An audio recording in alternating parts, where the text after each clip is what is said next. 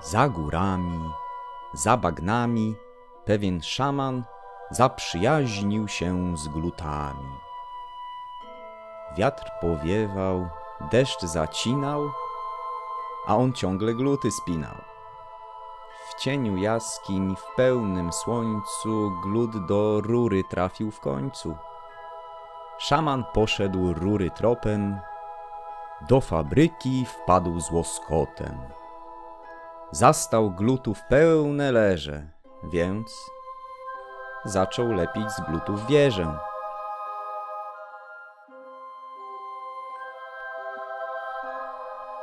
Cześć, tu szaman.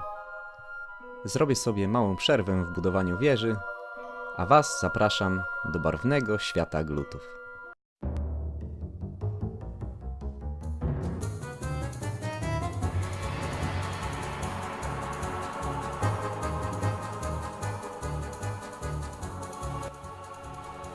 Już na samym początku muszę się do czegoś przyznać. Spodobała mi się zabawa glutami, glutowcami i innymi glucikami, które jakimś dziwnym trafem dowiedziały się, że będę nagrywał film o nich i koniecznie chcą, abym je przedstawić. Słaba im się marzy. Zaznaczę, że kolejność jest przypadkowa, co by później jeden glut nie mówił, że jest ważniejszy od drugiego. Paradę glutów rozpoczyna glut zwykły, zwany pospolitym, od podstawowy budowniczy. Są gluty wodniste, których głównym zajęciem wydaje się być zwisanie. Gluty zielone, czyli rozszczepieńce, nie mylić z odszczepieńcami. Bardzo pomocne żyjątka, umożliwiają ciągłą zmianę konstrukcji. Występują również balony. Balon, jak to balon, przeważnie się wznosi, ale niestety nie do rury. Wieża ostateczna nie będzie ich udziałem. Co innego zapalniki, pseudonim pochodny. Chociaż przy ich trybie życia to bardzo wątpliwe. Krótko, ale intensywnie. Skubani mali piromani. No i piękne gluty. Oczywiście jak na standardy glutów. Są bardzo wybredne. Podążają tylko tam, gdzie jest rura dla VIP-ów.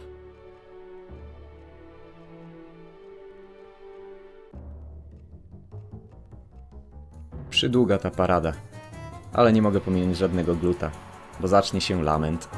Słyszeliście lament glutów? Nie? I bardzo dobrze. Nic przyjemnego. No dobra, to kto tam następny w kolejce? Lepkie bomby. No, o nich nie będę mówił. Tak, w ogóle to nie powinno ich tutaj być. Teraz czas na dość rzadko występujące gluty, a mianowicie klejące kolce, które sięgają tam, gdzie klej nie sięga. Koniec glutoprezentacji już bliski. Przedstawiam dość specyficzne gluty. Ni to glut, ni to nie glut. Tam, gdzie żywy glut nie może, czaszkoglut zawsze pomoże. I ostatni przedstawiciele glutowej rodziny. Klocki. Z nimi nigdy nie ma problemu. Zawsze dobrze się układają. Chyba wymieniłem już wszystkie gatunki glutów. Jednak nie. Są jeszcze albinosy. Teraz to już komplet. No tak, nie do końca. Istnieją jeszcze inne gluty. Ale to inny świat i inna historia. Cichym aktorem tego świata jest tajemniczy artysta malarz. Nikt go nie widział. Znaczy, gluty go widziały, ale milczą.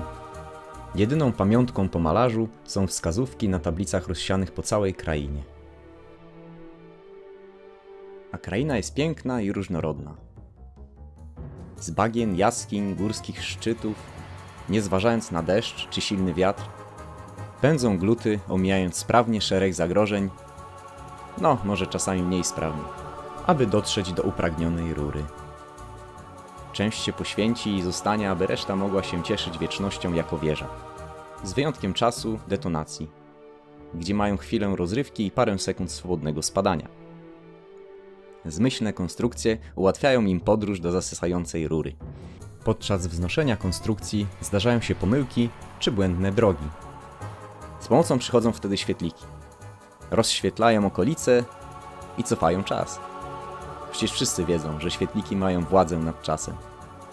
Gluty to wiedzą na pewno.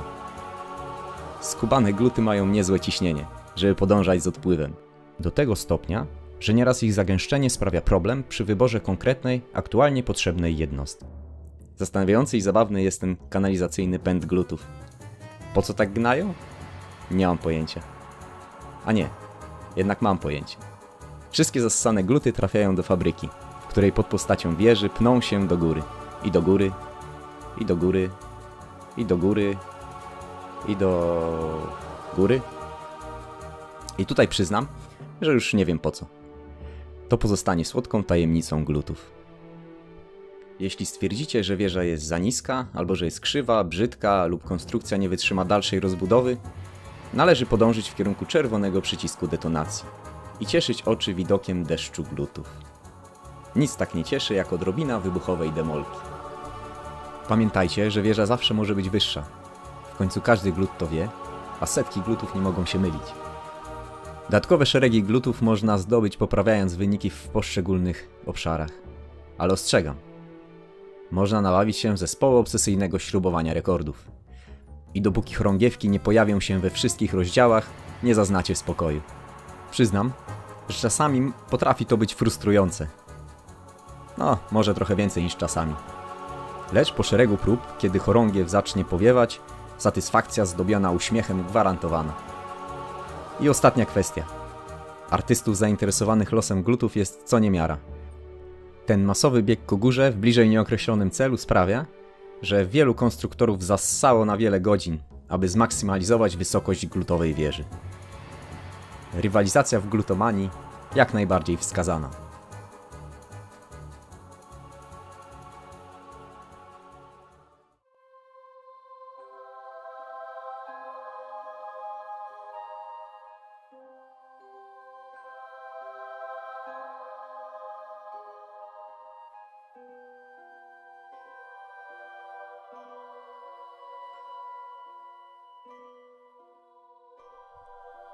No dobra, skończyłem swoje glutorozważania.